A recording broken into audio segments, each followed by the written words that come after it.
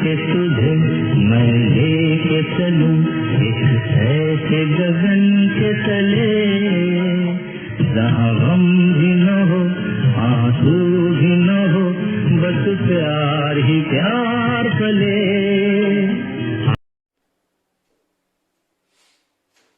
इससे पहले आपने क्वेश्चन नंबर 9 देखा, अब ये देखिए क्वेश्चन नंबर 10। क्वेश्चन नंबर 10 में क्या है, A started a work and left after 4 days of working. B finished the remaining work in the next 18 days. Had A left the work after working for 6 days, then B would have finished the remaining work in next 12 days. Then find in how many days A and B alone can complete the work. मतलब A किसी काम को शुरू करने के 4 दिन बाद छोड़ देता है, तो बचे हुए काम को भी 18 दिनों में पूरा कर देता है।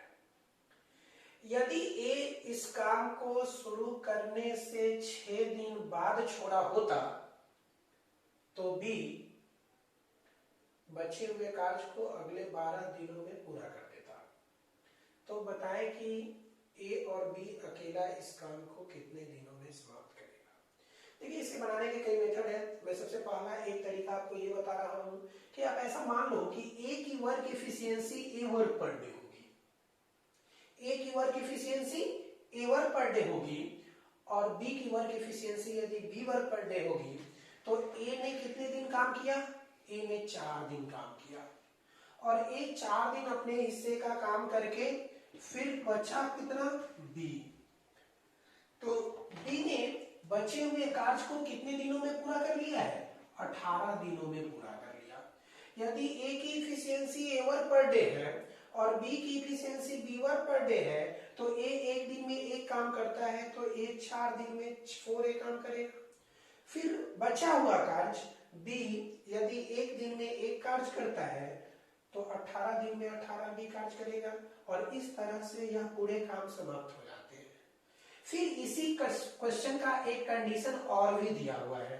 कंडीशन ये है कि यदि ए काम 6 दिन किया होता तो ए की efficiency A work per day और 6 दिन काम किया, तो फिर बी इस बचे हुए काम को अगले 12 दिनों में समाप्त कर देता है।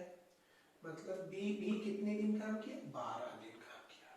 अब यहां जितना वर्क समाप्त हुआ यहां भी इतना वर्क समाप्त हुआ, दोनों तरफ टोटल वर्क निकल के आया तो दोनों टोटल वर्क को इक्वल कर दोगे और दोनों को इक्वल करके सॉल्व करेंगे, आंसर निकलेगा। अब आप यहाँ पे देखो 4a है, यहाँ 6a है। अगर इस 4a को हम इधर लाए तो 6a में से 4a को घटाएंगे तो बचेगा कितना, 2a इज इक्वल टू, इधर देखिए 12b है और इधर 18b है। अगर 18b यहाँ है, 12b को इधर लाए तो कितना होगा, -12b और +12 प्लस 18b में से -12b को घटा देंगे तो कितना होगा, 6। 2 से ये 3 times cancel, a divided by b is equal to 3/1। It can be written, ऐसा लिखा जा सकता है। अब a की इफिशियंसी हो गई 3 वर्क पर डे और b की इफिशियंसी हो गई 1 वर्क पर डे।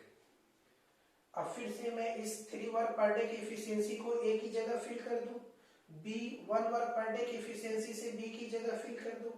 तो अगर आप इस इफिशियंसी को फिल करते हैं तो यहां अगर आप 4a की जगह लिखते हैं 3 work per day into 4 plus 1 work per day into 18, तो टोटल वर्क कितना निकल कर आता है, यहाँ 4 इंटू 3 12 और यहाँ 18, तो 12 और 18 कितना हो गया, कितना हो गया 30। टोटल हो जाएगा आपका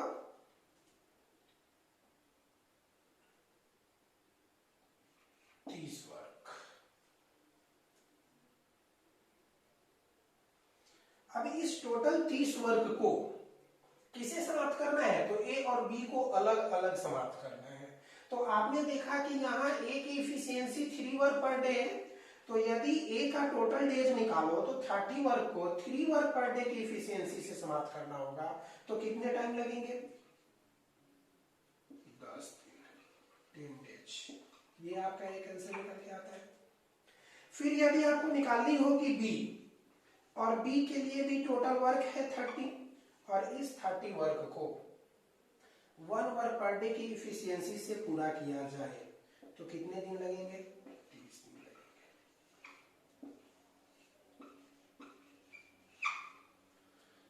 तो ये बात समझ में आ गई होगी। ये इससे बनाने का एक मेथड है, आप इसको दूसरे तरीके से भी सोच सकते हैं। अब देखिए कंडीशन दूसरे तरीके से हम लोग सोचते हैं, इस क्वेश्चन को दूसरे तरीके से इजीली कैसे हम सोच सकते हैं ये ध्यान दीजिएगा। कंडीशन है, क्या क्वेश्चन था कि ए काम शुरू किया और काम शुरू करने के 4 दिन बाद काम छोड़ देता है, और बचे हुए कार्य को बी 18 दिनों में पूरा करता है। फिर दूसरे कंडीशन में, क्वेश्चन के दूसरे कंडीशन में क्या है कि ए काम शुरू किया और काम शुरू करने के 6 दिन बाद काम छोड़ देता है। पहली बार ए ने 4 दिन बाद काम छोड़ा था, दूसरे कंडीशन में ए ने 6 दिन बाद काम छोड़ा, मतलब ए ने यहां कितना दिन अधिक काम किया? 2 दिन अधिक काम किया। तो ए ने जो 2 दिन अधिक काम किया, ए के इस 2 दिन अधिक काम करने के कारण पहली बार बी 18 दिनों में काम पूरा करता था, और दूसरे कंडीशन में बी 12 दिनों में काम समाप्त कर रहा है। मतलब कि ए ने 2 दिन अधिक काम किया, जिसके कारण बी को 6 दिन कम काम करना पड़ा। मतलब ए अपने हिस्से का 2 दिन काम करेगा, जितना काम 2 दिन में करेगा उतना ही काम बी 6 दिन में करेगा। तो अब आप फिर से यहां देख लीजिए, इस 2 से इस 6 को कैंसिल करिए, 3 हो जाएगा, और आप अब इसे क्या लिख सकते हैं फिर से, a by b is equal to 3/1। A की इफिशियंसी हो गई 3 वर्क पर डे और बी की इफिशियंसी हो गई 1 वर्क पर डे। अब यहां से ए और बी की जब इफिशियंसी निकल गई है तो आप निकाल सकते हो कि ए 3 वर्क पर डे की इफिशियंसी से 4 दिन तक काम किया तो ए ने 12 वर्क कंप्लीट किया, प्लस बी ने 18 दिन तक काम किया और बी की इफिशियंसी है 1 वर्क पर डे, तो टोटल वर्क कितना हो गया? 18 वर्क। और इस तरह से टोटल वर्क निकल कर आया कितना? 30 वर्क। और इस 30 वर्क को यदि ए पूरा करता है तो 3 वर्क पर डे की इफिशियंसी से कितने दिनों में समाप्त किया? 10 दिनों में समाप्त किया। यदि इसी 30 वर्क को बी पूरा करता है तो 1 वर्क पर डे की इफिशियंसी से कितने दिन लगेंगे? इसे 30 डेज लगेंगे।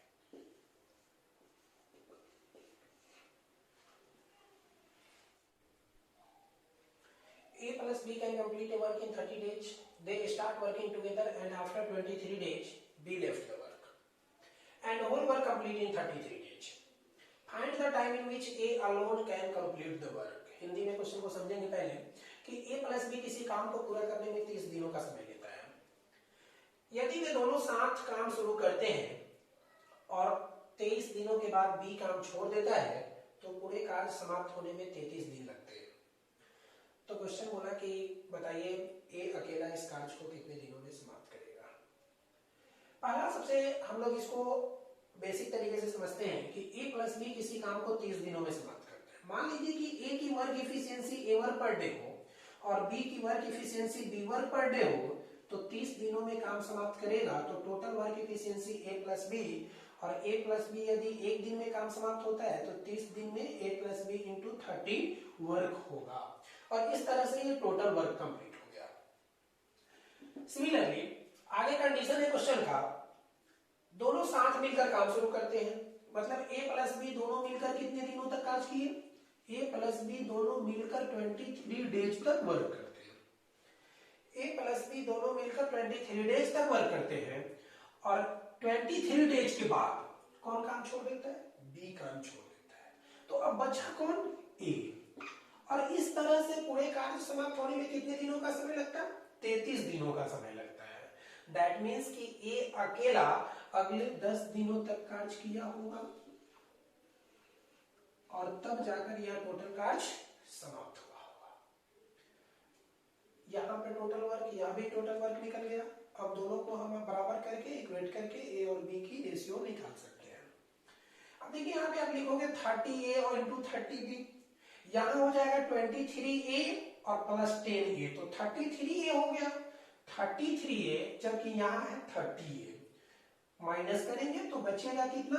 3A इज इक्वल टू, यहां 30B है और यहां 23B है, तो 30B में से 23B को माइनस करेंगे कितना बचेगा? 7B। अब आप लिख सकते हो A बटा B इज इक्वल टू 7/3।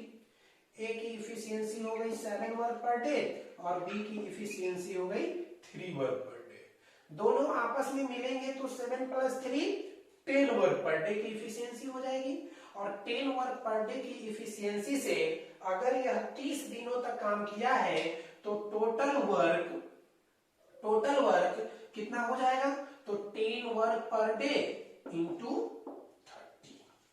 और इस तरह से टोटल वर्क कितना निकल कर आता है? 300 वर्क। अब इस 300 वर्क को किसे पूरा करना है? तो कंडीशन क्वेश्चन का क्या है कि ए इस काम को कितने दिनों में समाप्त करेगा। तो ए की इफिशियंसी कितनी दी गई है? कितनी आ गई निकल कर? 7 वर्क पर डे। और इस तरह से आंसर क्या हो जाएगा? 300/7 डेज। अगर इस क्वेश्चन में पूछा गया होता कि बताइए बी अकेला इस काम को कितने दिनों में समाप्त करेगा, तो बी की इफिशियंसी कितनी है? 3 work per day. Total work कितनी? तो 300 वर्क। 300 वर्क को 3 वर्क पर डे की इफिशियंसी से कितने दिनों में समाप्त करेगा? 100 डेज में। और ये आंसर होता है। एक तो कंडीशन ऐसा, ये मुझे लगता है कि आप लोगों को बहुत अच्छे से समझ में आ गई होगी बातें। अब फिर मैं देखता हूँ इसको मैं और आसानी से कैसे सोच सकता हूँ, और इजीली तरीके से आप कैसे सोच सकते हैं। इससे भी आसान तरीका क्या अपनाया जा सकता है, ये दोनों देखिएगा यहाँ पे। अब देखिए ए और बी दोनों मिलकर 30 दिन में काम किया। यदि बी भी, ए और बी दोनों ने 30 दिन तक काम किया, दोनों ने मिलकर काम शुरू किया और काम शुरू करने के 23 दिन के बाद बी काम छोड़ देता है। अब थोड़ा इमेजिन करिए कि यदि बी अगले 7 दिनों तक कार्य किया होता तो यह कार्य 30 दिनों में समाप्त हो जाता। समझ रहे बात को? फिर से सुनिए, क्या है कि यदि ए और बी दोनों ने काम स्टार्ट किया और 23 दिन के बाद बी काम छोड़ दिया, ऐसा सोचना है कि बी अगर अगले 7 दिन और काम किया होता तो काम जो है वो रिक्वायर्ड टाइम मतलब 30 दिनों में समाप्त हो जाता।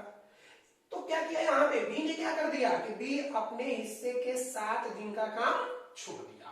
बी अपने हिस्से के 7 दिन का काम नहीं किया, मतलब कि बी के 7 दिन के काम को नहीं करने के कारण, बी अपने हिस्से के 7 दिन का काम नहीं करने के कारण ए को कितना दिन अधिक काम करना पड़ा? ए यहाँ 30 दिन तक काम करता था, लेकिन यहां अब उसको 33 दिन तक टोटल काम करना पड़ा, मतलब कि ए को 3 दिन अधिक काम करना पड़ा।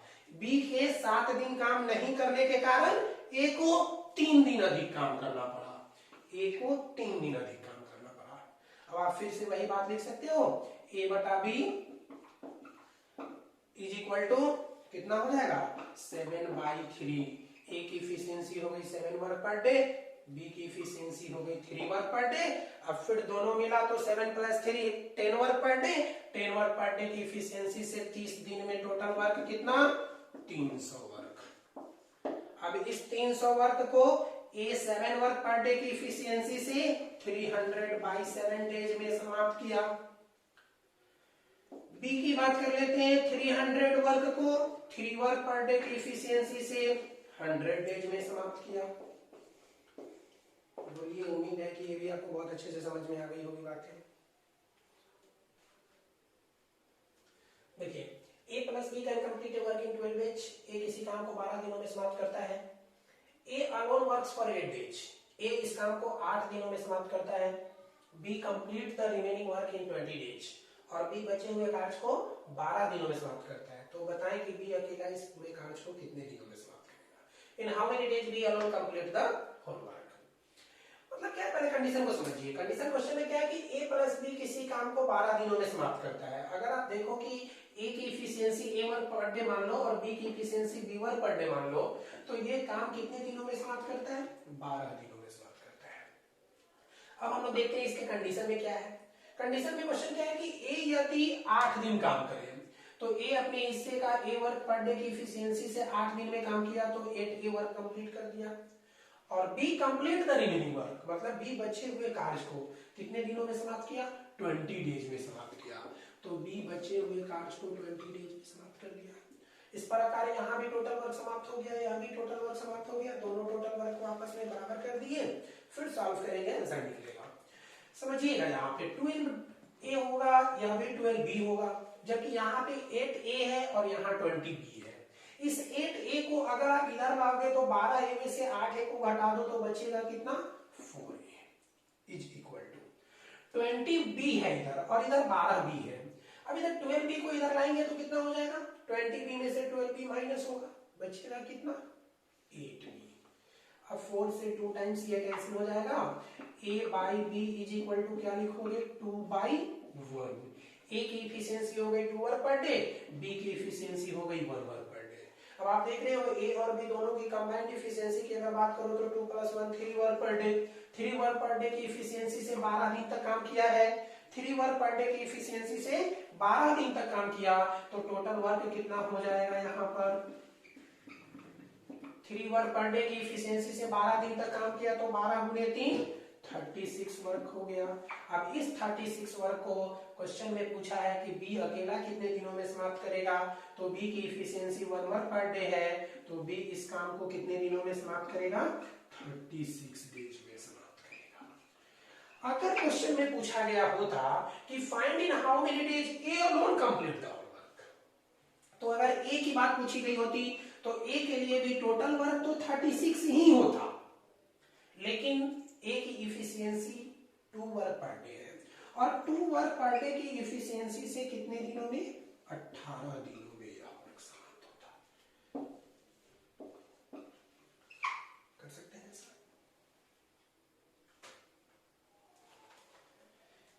अब इस क्वेश्चन को थोड़ा और आसान तरीके से समझने की कोशिश करते हैं। a प्लस बी इस काज को कितने दिनों में समाप्त करता है, दोनों मिलता है, दोनों मिलकर 12 दिनों में काम समाप्त करता है। लेकिन ए कितने दिन काम करता है, ए अपने हिस्से का 8 दिन ही काम करता है और ए के 8 दिन काम करने के कारण बी को काम पूरा करने में कितने दिनों का समय लग जाता है, 20 दिन का समय लग जाता है। मतलब कि ए यदि 4 दिन और काम किया होता तो बी भी 12 दिन में काम को समाप्त कर देता और टोटल काम समाप्त हो जाता। बी भी 12 दिन काम करता और टोटल काम समाप्त हो जाता। लेकिन ए अपने हिस्से के 4 दिन का मिठाई नहीं खाया, जिसके कारण बी को 8 दिन अधिक मिठाई खाना पड़ा। समझते हो ना मिठाई वाला कंसेप्ट। तो क्या करना है, ए अपने हिस्से का कितना दिन, 4 दिन काम नहीं किया, जिसके कारण बी को कितना दिन अधिक काम करना पड़ा है, 8 दिन। अब देखो इस 4 से 8 को 2 बार में कैंसिल कर दो तो बचा क्या, a डिवाइडेड बाई b बराबर 2 by 1। 2 work per day 1 work per day, दोनों आपस में मिलेंगे तो 3 work per day 3 work per day 3 work per day की एफिशिएंसी से 12 दिन तक, तो 12 गुने 3 कितना वर्क, 36 वर्क। और इस 36 वर्क को b का पूछा गया है, b की एफिशिएंसी 1 वर्क पर डे, तो आंसर 36 डेज। यदि a का पूछा गया होता तो तब भी टोटल वर्क 36 और 36 बाई 2 कितना, 18 दिन। तो दोनों तरीका है आपके पास, आप जैसे सोच लो।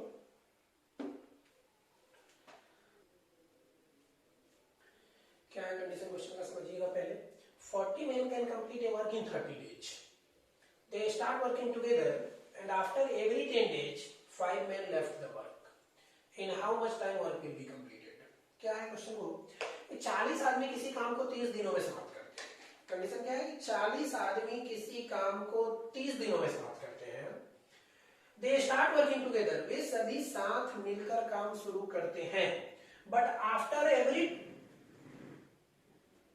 10 days, प्रत्येक 10 दिनों के बाद 5 आदमी काम छोड़कर चला जाता है। कितना अच्छा कंडीशन बनाया क्वेश्चन का कि काम तो सभी ने मिलकर शुरू किया, लेकिन प्रत्येक 10 दिनों के बाद 5 आदमी काम छोड़कर चला गया।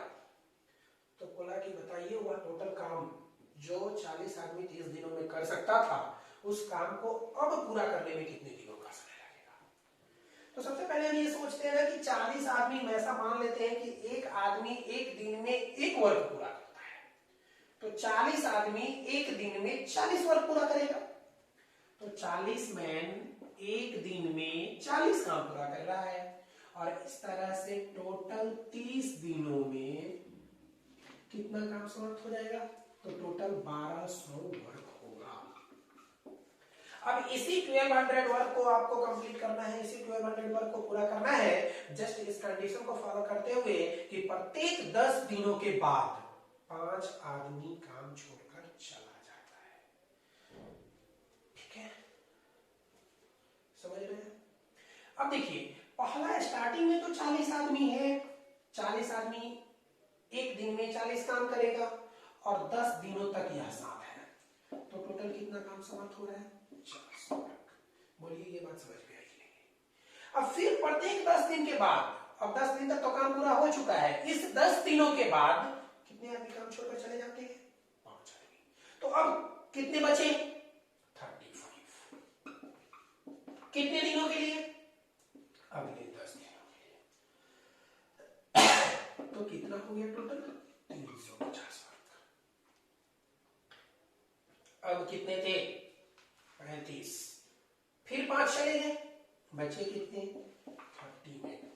कितने दिनों तक? अगले 10 दिनों तक। कितना हो गया?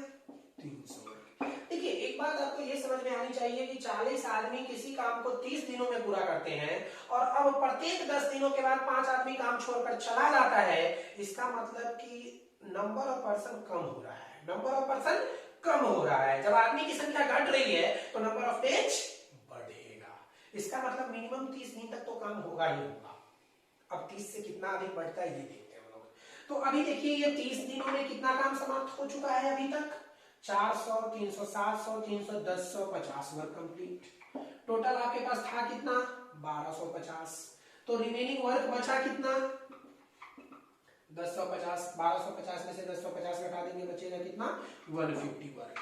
अब इस 150 वर्क को पूरा करने के लिए 30 मैन थे, 10 दिन हुआ, 5 आदमी फिर जाएगा, बचेगा कितना? 25। अब इस 25 मैन ने 150 वर्क को पूरा किया तो कितना टाइम लगा होगा? 25 से देखिए तो ये 6 टाइम कैंसिल होता है क्या? बोलो। तो 6 डेज और टाइम लगेगा। तो इस प्रकार टोटल यहाँ 10 + 10 + 10 30 डेज यहाँ हो गया और 6 डेज और काम करने के बाद यह वर्क टोटल 1200 वर्क कंप्लीटली समाप्त हो जाता है। तो इस तरह से इस काम को, इस पूरे काम को समाप्त करने में टोटल कितने दिनों का समय लगा? 36 डेज का। ये समझ में आ गई होंगी बातें? ठीक है, ओके। हम लोग फिर अब नेक्स्ट क्वेश्चन देखते हैं।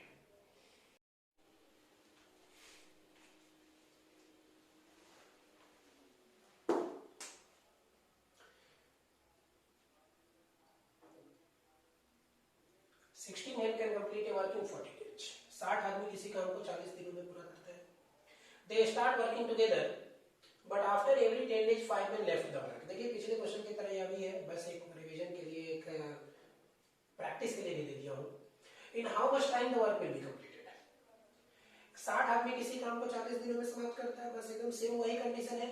एक आदमी एक काम को, एक आदमी एक दिन में एक काम करता है, तो 60 आदमी एक दिन में 60 काम करेगा।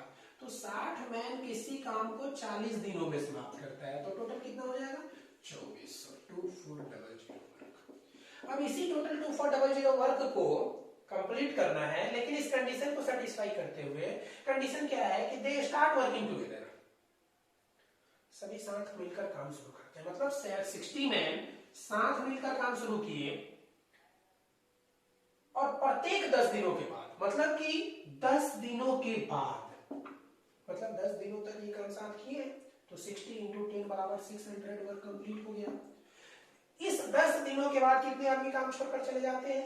तो 5 men left the work। ये 5 आदमी, यहां देखिए, ये 5 आदमी काम छोड़कर चले जाते हैं। 60 में 5 निकल गया, बचा कितना? 55। कितने दिन और काम करेंगे ये? 10 दिन। तो कितने वर्क? 550 वर्क। अब देखिए, फिर अगले 10 दिन के बाद फिर 5 आदमी काम छोड़ के चले जाते हैं, तो बचा कितना? 50 मैन। कितने दिन? 10 दिन। कितना वर्क? 500 वर्क। अब फिर ये 10 दिन के बाद फिर आदमी काम छोड़कर चला जाएगा। चूंकि यहाँ पे 60 मैन थे, 40 दिन तक काम हुआ है, इसका मतलब ये सभी जब छोड़ के जा रहे हैं तो नंबर ऑफ पर्संस जो कम हो रहे हैं, नंबर ऑफ पर्सन कम होने के कारण नंबर ऑफ डेज इंक्रीज करेगा, मतलब इंक्रीज करेगा मतलब 40 से अधिक दिनों में काम समाप्त होगा। तो मुझे 40 दिन तक ये कैलकुलेशन करना होगा, मतलब ये 4 बार मुझे लिखनी होगी। तो फिर अगली बार कितनी लिखेंगे 45 मैन, कितने दिन 10 दिन, तो कितना हो जाएगा 450 वर्क। अभी तक देखिए टोटल कितने वर्क समाप्त हो चुके हैं, जोड़ लेते हैं इसको तो कितना हो जाएगा, आप देख लो 600 500 1100 इधर हो गया, 5 4 900 1 10 2100 टोटल हो गया। तो 2100 वर्क कंप्लीट। अब टोटल 2400 था, इसमें 2100 वर्क कंप्लीट हो गया, तो बचा कितना 300 वर्क। इस 300 वर्क को पूरा करने के लिए अब कितने आदमी बचे हैं बताओ, 45 मैन थे, इसमें से 5 आदमी फिर छोड़कर चले जाएंगे, बचेंगे कितने 40 आदमी। ये 40 मैन इस 300 वर्क को कितने दिनों में पूरा करेंगे 30/4। 30/4 का मतलब 7 होल 1/2 डेज होता है, ये आपको पता है ना। तो 7 होल 1/2 डेज यहाँ, और यहाँ कितना 10 10 20 10 30 10 40, तो कुल मिलाकर टोटल कितना हो गया 47 होल 1/2 डेज। अब देखो माय डियर स्टूडेंट्स, करना क्या है, यहाँ पे कभी भी इतनी बातें लिखनी नहीं है। अब मैं ये तरीका बता रहा हूँ कि अब लिखना एकदम बिल्कुल भूल जाओ, एकदम मन में सोचो, दिमाग ऐसा लगाना, बिल्कुल लिखना नहीं, एकदम बंद कर देना ये सारी चीजों को। देखो मैं बता रहा हूँ बिना लिखे अब इस क्वेश्चन को कैसे बनाओगे, मैं इधर लिख देता हूँ, जैसा समझो। यहाँ पे क्या है, सबसे पहले मुझे यहाँ देखना कि 60 मैन 40 दिन, क्या देखा 60 मैन 40 दिन दिख रहा है ना, 60 मैन 40 दिन गुना करेंगे 6 गुने 4 24, टोटल 2400, टोटल वर्क कितना 2400। बस इतना है कि आपके लिए लिख लो, इससे ज्यादा कुछ नहीं। अब क्या सोचना है कि ये 40 60 आदमी पहले 10 दिन काम किया होगा, तो मतलब 600 काम किया होगा, पहला दिन 600 वर्क, पहला 10 दिन में 600 वर्क, फिर अगले 10 दिन में कितना आदमी छोड़ के जाएगा 5 आदमी छोड़ के जाएगा, 60 में कितना छोड़ेगा 5, 60 में कितना छोड़ेगा 5, 60 में 5 छोड़ा, बचा कितना 55, 55 आदमी कितना दिन काम किया 10 दिन, 55 गुने 10 कितना होता है 550 वर्क। अब फिर 55 में 5 छोड़ेगा, फिर बचेगा कितना 50, 50 गुने 10 कितना होता है 500, फिर 55 में 5 छोड़ेगा, बचेगा कितना 45, बचा कितना 450। अब इन सभी को आपस में जोड़ लो, कितना होगा 2100, 2400 में 2100 को घटा दो, बचा कितना 300। इस 300 वर्क को कितने आदमी पूरा करेंगे 40 आदमी, तो कितना हो जाएगा 7 होल 1/2 डेज। ये सभी लोग मिलकर 40 दिन तक काम किया, यहाँ 7 होल, तो टोटल कितना हो गया 47 होल 1/2 डेज। ऐसे भी कर सकते हो।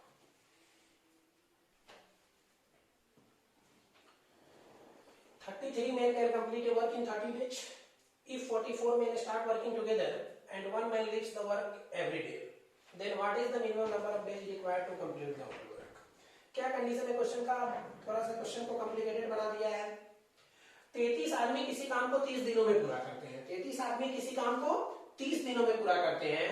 यदि पहला दिन 44 मैन स्टार्ट वर्किंग टुगेदर, 44 आदमी किसी काम को एक साथ शुरू करते हैं, और कंडीशन क्या है कि प्रत्येक दिन एक आदमी काम छोड़ देता है, then what is the minimum number of days required to complete the whole work. तो कंडीशन क्या बोला क्वेश्चन का कि तुम बताइए कि टोटल काम समाप्त करने में, टोटल काम समाप्त होने में कितने दिनों का समय लगेगा। कंडीशन क्या है क्वेश्चन का समझिए, 33 आदमी, एक आदमी एक दिन में एक वर्क करता है, तो 33 आदमी एक दिन में 33 वर्क करेगा, और 33 वर्क करेगा कितने दिनों में 30 दिनों में। तो इस तरह से टोटल वर्क कितना है 33 गुने 30 बराबर 990 वर्क। अब टोटल वर्क आपके पास 990 है। अब कंडीशन क्या है कि 44 में स्टार्ट वर्किंग टुगेदर, पहला दिन काम में स्टार्ट किया, उस दिन कितने आदमी थे 44 आदमी थे, और प्रत्येक दिन एक एक आदमी कम होता चला गया। मतलब पहला दिन 44 वर्क कंप्लीट हुआ होगा, दूसरा दिन 43 वर्क कंप्लीट हुआ होगा, तीसरा दिन 42 वर्क कंप्लीट हुआ होगा, और ऐसे करके डॉट डॉट डॉट तब तक यह काम समाप्त होगा, तब तक यह काम चलेगा जब तक कि यह टोटल 990 के बराबर ना हो जाए। तो आप देख रहे हो यहाँ पे एक अरिथमेटिक प्रोग्रेशन का सीरीज बन गया, एक एपी बन गया, और ये हमको पता भी नहीं है कि ये एपी कितने दिनों तक जाएगा, कहां तक जाएगा ये आपको पता भी नहीं है। तो अब आपके पास एक इसका सम, मतलब इन सभी का सम 990 के बराबर होना चाहिए। ये आपको पता है, इतनी बातें आपको समझ में आ रही होगी कि इन सभी का सम 990 के बराबर होनी चाहिए। अब आपको पता है इसका फॉर्मूला क्या होता है, इसके सम को निकालने का फॉर्मूला क्या होता है, n/2 into 2a plus n-1 into d, यही ना होता है। बताइए, इतनी बात समझ में आ रही है। अब यहाँ पे क्या है कि 44 है, 43 है, 42 है, प्रत्येक में क्या हो रहा है, -1 का कॉमन डिफरेंस आ रहा है। कितने का आ रहा है, -1 का। 44 में -1 करेंगे तो 43, 43 में -1 करेंगे तो 42, इस तरह से करके प्रत्येक में -1 आता जा रहा है। और ये वैल्यू कितने के बराबर आनी चाहिए, 990 के बराबर आनी चाहिए।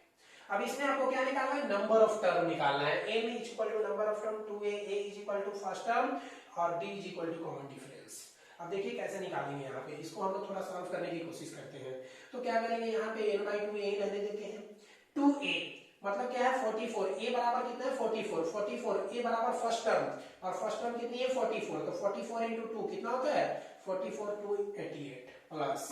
अब n-1 है, n-1 और d की वैल्यू कितनी है, d बराबर यहाँ -1 है। तो आप देखो n-1 इंटू -1 ऐसा कर देंगे, या वैल्यू 990 के बराबर होनी चाहिए। अब ध्यान दीजिएगा यहाँ पे क्या कर सकते हैं, और n/2 इसको क्या लिख सकते हैं 88। यहाँ पे देखिए प्लस n और -1 आपस में मल्टीप्लाई होगा तो -n हो जाएगा, और -1 आपस में मल्टीप्लाई होगा तो +1 हो जाएगा। आपको पता है ना, दुश्मन का दुश्मन दोस्त होता है। तो क्या होगा, -1 और -1 मिलके +1 हो जाएगा। तो 88 + 1 कितना हो गया 89, और 89 में से माइनस घटा दो, क्या होगा -n बराबर कितना 990। अब आप देखिए यहाँ पे n/2 है, 89 - n है बराबर 990 है, ये डिवाइडेड बाई 2 है। अगर इस डिवाइडेड बाई 2 को हम इधर ले जाएंगे तो मल्टीप्लाइड बाई 2 लिख सकते हैं इधर में। तो हमारे पास अब बचा क्या, n इंटू 89 - n बराबर इतना बचेगा। अब हम लोग क्या करते हैं कि यहाँ से हम लोग हिट एंड ट्रायल मेथड ले लें तो ज्यादा बेटर होगा, क्योंकि ये कैलकुलेशन बहुत लंबा चला जाएगा। और हिट एंड ट्रायल मेथड में हम ऐसा करते हैं कि 44 आदमी है और प्रत्येक एक दिन के बाद एक आदमी काम छोड़ता है। इसका मतलब ये है कि यह वर्क मैक्सिमम 44 डे चलेगा, मैक्सिमम 44 डे चलेगा। तो अगर हम n बराबर 44 पुट करते हैं वैल्यू पुटिंग मेथड से, वैल्यू पुटिंग मेथड आपको समझ में आती है कि कितना आसान बना देता है हर क्वेश्चन को वैल्यू पुटिंग मेथड।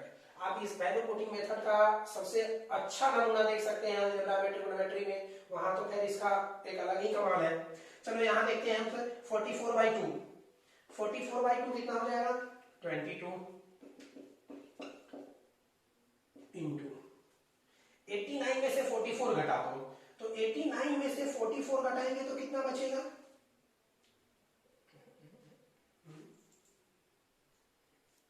अब देखिए n बराबर 44, तो n बराबर 44 तो 44/2 कितना हो जाएगा 22, और यहाँ पे 89 माइनस 44, तो 89 - 44 कितना होगा 89 - 44 हो जाएगा 45। अब आप देख रहे हो कि 45 को 22 से मल्टीप्लाई करोगे तो 990 आएगा क्या, हाँ 990 आ जाएगा। तो जब जैसे ही आप ये देख रहे हो कि 990 आ गया, मतलब कि आपका ये जो वैल्यू आपने पुट किया वो सही है, तो आंसर कितना हो जाएगा 4।